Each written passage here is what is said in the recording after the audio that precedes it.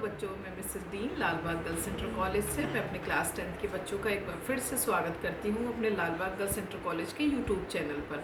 और जैसा कि क्लास 10 के बच्चे जानते हैं कि हमारा फर्स्ट चैप्टर चल रहा है प्रकाश का परावर्तन तथा अपवर्तन।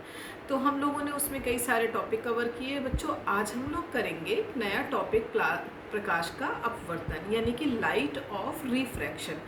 तो आओ बच्चों हम लोग शुरू करते हैं लाइट ऑफ रिफ्रैक्शन। बच्चों ये जैसा कि आप देख रहे हो, मैंने आपके सामने एक चित्र यानी डायग्राम यानी फिगर एक बना रखा है। एक फिगर नंबर ए बना रखा है और आपके सामने फिगर नंबर 2 बना रखा है। यहाँ पर दोनों चीज़ें मैंने आपके सामने बनाई हैं और इसको एक एक करके मैं क्लियर करूँगी। आप देख रहे होंगे कि कुछ शब्दों का ऐसा प्रयोग करा गया है, जैसे कि यहाँ देख रहे हैं विरल माध्यम, सघन माध्यम। तो सबसे पहले इस फिगर को समझाने से पहले, इस चित्र को समझाने से पहले मैं आपको सघन माध्यम और विरल माध्यम के बारे में बता दूँ। देखिए आपका डेंसर यानी कि जो मीडियम होता है यानी सघन माध्यम जिसे कहते हैं, सघन माध्यम को इंग्लिश में बेटा कहते हैं डेंसर मीडियम। वह माध्यम जिसका अपवर्तनांक अधिक होता है वह सघन माध्यम कहलाता है, यानी कि माध्यम के कण बहुत ज़्यादा घने होते हैं। तो यहाँ पर माध्यम से मतलब है एक हमारा माध्यम होगा वायु और दूसरा माध्यम हमारा यहाँ पर हम लेंगे कांच।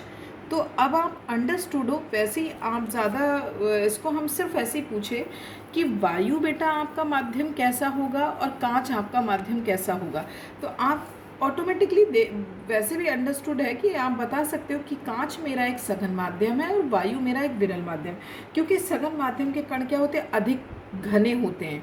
तो कांच क्या होगा, बिल्कुल ठोस होगा, इसलिए ये वाला माध्यम हमारा कांच है। कांच हमारा कैसा माध्यम होगा, सघन माध्यम। वायु हमारा कैसा होगा, विरल माध्यम, यानी इसका अपवर्तनांक कम होगा और इसमें जो माध्यम के कणों का घनत्व कैसा होगा, कम होगा। तो हमने ये माध्यम के बारे में बताया। अब हम आपको बताने जा रहे हैं प्रकाश का अपवर्तन होता क्या है। तो प्रकाश की जब कोई किरण, यहाँ पर देख रहे हैं एक आपतित किरण जा रही है, प्रकाश की कोई किरण एक पारदर्शी माध्यम से दूसरे पारदर्शी माध्यम में जाती है तो वह अपने मार्ग से विचलित हो जाती है। इसे ही प्रकाश का अपवर्तन कहते हैं। सिंपल। देखिए प्रकाश की किरण चली, अब देखा जाए तो नियमानुसार, देखिए यहाँ पर बोला हमने अभी, जब आपने डेफिनेशन आपने ध्यान से सुनी होगी तो हमने क्या बोला कि प्रकाश की किरण एक पारदर्शी माध्यम, वायु भी हमारा माध्यम कैसा है, विरल के साथ साथ पारदर्शी है।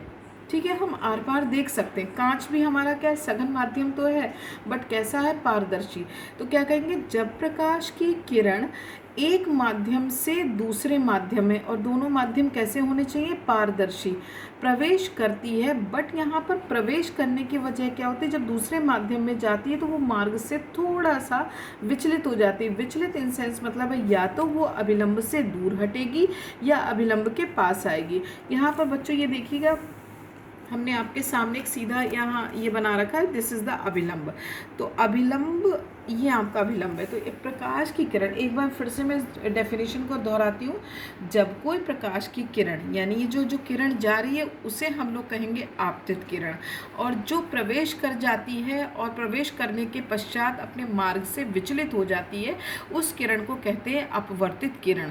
तो कहने का मतलब है कि जब कोई एक प्रकाश की किरण किसी पारदर्शी माध्यम से किसी दूसरे पारदर्शी माध्यम में प्रवेश करने के पश्चात अपने मार्ग से विचलित हो जाती है उसे प्रकाश का अपवर्तन कहते हैं। अब यहाँ पर देखिएगा, देखा जाए आपतित किरण ये स्ट्रेट जानी चाहिए, देखिए डॉट डॉट हमने शो करा है, लेकिन बट ये स्ट्रेट नहीं निकली। यहाँ क्या हुई, देखा इधर की तरफ थोड़ा सा झुक गई। इसका मतलब हुआ कि जब हमारी, अब इससे एक और बात निकल के आई कि जब कोई हमारी प्रकाश की किरण किसी विरल माध्यम से सघन माध्यम में प्रवेश करी तो अभिलंब की ओर झुक गई। तो ये भी आपका प्रकाश का अपवर्तन का नियम है। ठीक है ना। तो इस तरीके से प्रकाश के अपवर्तन का नियम ये कहलाता है। अब यहाँ पर प्रकाश के अपवर्तन के नियम में जो माध्यम हुआ, विरल माध्यम जैसे वायु हो गया, सघन माध्यम जैसे आपका कांच हो गया। अब इस चित्र को देख लीजिएगा, यह एक अभिलंब है, ये आपतित किरण है, ये अपवर्तित किरण है। आपतित किरण और अभिलंब के बीच बनने वाले कोण को आई से रिप्रेजेंट करते हैं, जो कि आपतन कोण कहलाता है। और अपवर्तित किरण तथा अभिलंब के बीच बनने वाला कोण आर होता है, जो कि अपवर्तन कोण कहलाता है। इस तरीके से यहाँ पर जो सेंटर में हमारा पॉइंट ये मिला, जहाँ पर ओ ए किरण, आप इसका नाम भी दे सकते हैं ओ ए आपतित किरण, और अपवर्तित किरण ओ बी। ओ ए और अपवर्तित किरण जिस बिंदु से निकलती वो आपका बिंदु क्या कहलाता है, आपतन बिंदु। ठीक है, तो ये सारी चीज़ें आपकी क्लियर हो गई। तो अब आपने देखेंगे कि फिर ये मैम ने दूसरा डायग्राम क्यों बनाया, वही सेम चीज़ है, बट हमने क्या करा, माध्यम को पलट दिया, यानी उल्टा कर दिया।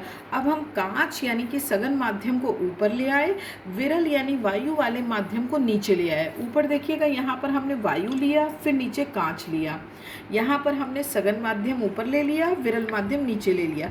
तो परिभाषा तो सेम होगी, बट होगा क्या, बोलोगे वही कि जब कोई आपतित किरण किसी पारदर्शी माध्यम से दूसरे पारदर्शी माध्यम में प्रवेश करती है तो प्रकाश की किरण अपने मार्ग से विचलित हो जाती है। पर विचलन में यहाँ हो क्या रहा है, यहाँ पर परिवर्तन दिखाई दे रहा है कि जब हमने प्रकाश की कोई आपतित किरण अपने सघन माध्यम से चलाई तो प्रवेश करने के पश्चात विरल माध्यम में जब वो अपने मार्ग से विचलित हुई तो विचलन होने में हम देख क्या रहे हैं कि वो अभिलंब से दूर हट गई। देखिए कितनी दूर हो गई, यहाँ से यहाँ पर आ गई, और यहाँ पर आप क्या देख रहे हो कि अभिलंब के पास आ गई।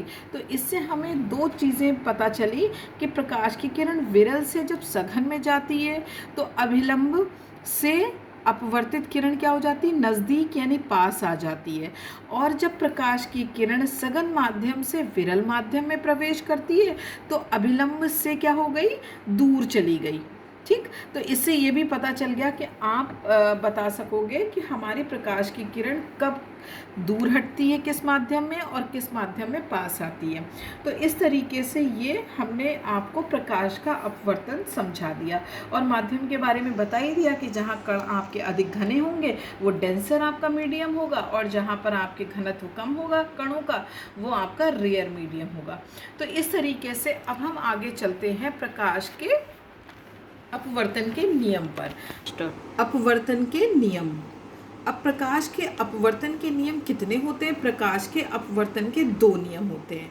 आपने परावर्तन में भी दो नियम पढ़े थे, उसी तरीके से प्रकाश के अपवर्तन के भी दो नियम होते हैं। वो नियम क्या होते हैं? नंबर 1, आपतित किरण, अपवर्तित किरण तथा आपतन बिंदु पर अभिलंब तीनों एक ही तल पर होते हैं। यानी कि इसी डायग्राम को हम फिर से देखें तो उसी का क्या पहला नियम, आपतित किरण, अपवर्तित किरण और आपतन बिंदु जो O है वो तीनों के तीनों अभिलंब एक ही तल पर होते हैं। पहला नियम, आपतित किरण, अपवर्तित किरण तथा आपतन बिंदु पर अभिलंब तीनों एक ही तल में होते हैं। दूसरा नियम क्या है? क्योंकि हम यहाँ पर दो माध्यमों का प्रयोग कर रहे हैं, एक हमारा विरल माध्यम, सघन माध्यम या सघन माध्यम या विरल माध्यम, तो दोनों के नियमों को, दूसरे नियम को देखने के लिए हम क्या कहेंगे, किन्हीं भी दो माध्यम, चाहे विरल से सघन में आए या सघन से विरल में आए, दो माध्यमों के लिए एक ही रंग के प्रकाश के लिए आपतन कोण का साइन तथा अपवर्तन कोण का साइन का अनुपात एक नियतांक होता है। कहने का मतलब ये है,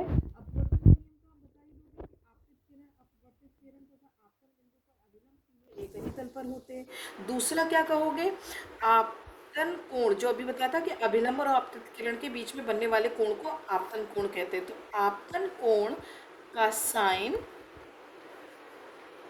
आपतन कोण को हम लोग रिप्रेजेंट किससे करते हैं, आई से, तो इसका जो साइन होगा वो, और इसी तरीके से अपवर्तन कोण का जो इसको रिप्रेजेंट हम लोग करते हैं आर, इसका साइन, दोनों के अनुपात मतलब है बटे, यानी कि sine i upon sine r, ये किसके बेटा बराबर होता है, एक नियतांक के बराबर होता है। नियतांक मतलब है कोई कांस्टेंट वैल्यू, तो इसका मतलब हुआ उस कांस्टेंट वैल्यू को हम लोग n से रिप्रेजेंट करते हैं, तो इसी को हम इस तरीके से कह सकते हैं, नियतांक is equal to sine i upon sine r, ये आपका दूसरा नियम कहलाएगा। ठीक है, तो इसी नियम को स्नेल का नियम भी कहा जाता है। दूसरे वाले ही नियम का नाम, एक नाम है स्पेशली स्नेल, स्नेक नहीं, स्नेल, स्नेल का नियम, ये लिख दिया है बच्चों हमने, स्नेल का नियम। यहाँ पर कहीं पूछ ही लिया जाए कि स्नेल का नियम क्या है, तो आप वही बोलोगे जो भी दूसरा नियम बोला था। क्या बोला था कि कोई भी दो माध्यमों के लिए एक ही रंग की प्रकाश की किरणों, आपतन कोण की साइन तथा अपवर्तन कोण की साइन का अनुपात एक नियतांक होता है। और अपवर्तन कोण को हम लोग आई से रिप्रेजेंट करते हैं, सॉरी, आपतन कोण को हम लोग आई से रिप्रेजेंट करते हैं, अपवर्तन कोण को हम लोग आर से रिप्रेजेंट करते हैं। इसी को स्नेल का नियम भी कहते हैं। अब मान लीजिए स्नेल के नियम में हम पूछें, आपसे बताएं कि पहले माध्यम के सापेक्ष दूसरे माध्यम का अपवर्तनांक कैसे हम लोग करेंगे। तो इसको हम लोग, जो नियतांक होता है, इसको हम लोग एन से रिप्रेजेंट करते हैं। किससे रिप्रेजेंट करते हैं? एन से। तो अब हमने मान लीजिए ग्लास एयर के सापेक्ष कांच के चले, तो कैसे लिखेंगे?